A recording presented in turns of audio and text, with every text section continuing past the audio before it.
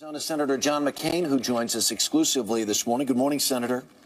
Good morning, Harry. Almost $2 billion to be spent on these campaigns, $20 million on your primary campaign alone. Another almost $500 million coming from outside sources. Is this what you and Russ Feingold had in mind 10 years ago when you passed campaign finance legislation?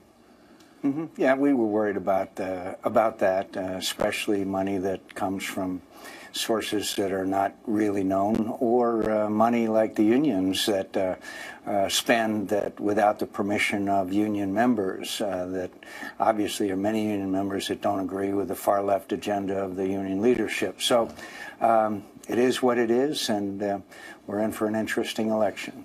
People are saying winning the House for the Republicans is a fait accompli. What is your thought about the Senate? Will the Republicans take control of the Senate in a week?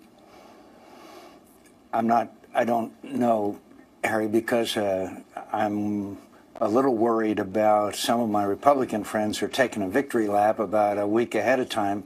And indications are that, as always, the Democrats have a very sophisticated get-out-the-vote operation. We've got to get our vote out.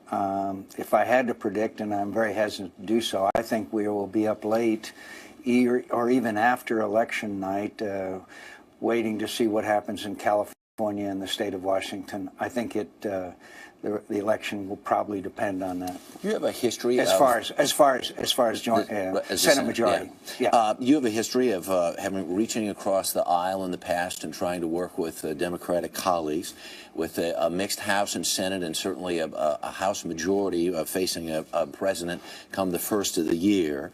One of the things that may come up again is the Bush tax cuts, and Democrats are floating the idea of moving that ceiling up to $1 million a year. If the Bush tax cuts, which are up for renewal, come up again and they say, you know what, we'll just only tax people who make $1 million or more, is that something you might be able to stomach?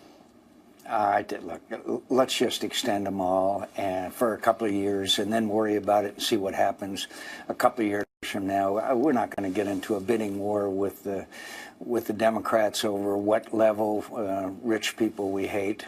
Look, we don't need to raise anybody's taxes at this time. Let's extend them for a couple of years, as 45 Democrats in the House said that they were committed to, and let's start attacking the real problem, and that's spending. That's spending. Taxes isn't the problem.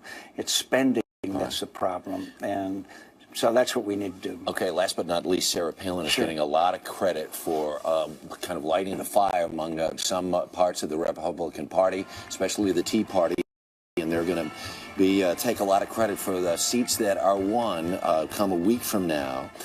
There's still speculation about her running 2 years from now. If she runs, will she have your support? Well, I certainly know that Sarah would be an outstanding candidate, but neither she nor I would want to say I would endorse her at this time. I'm proud of her.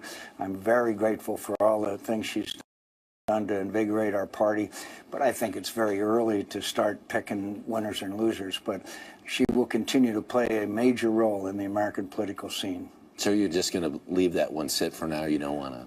Oh, yeah, I think it's way early. Again, I don't think Sarah would want me to at this particular time before she's even made a decision. But I continue to hold her in the highest regard and continue to be entertained by the attacks of the liberal media against her. It's very entertaining to watch. Senator John McCain, always a pleasure to talk to.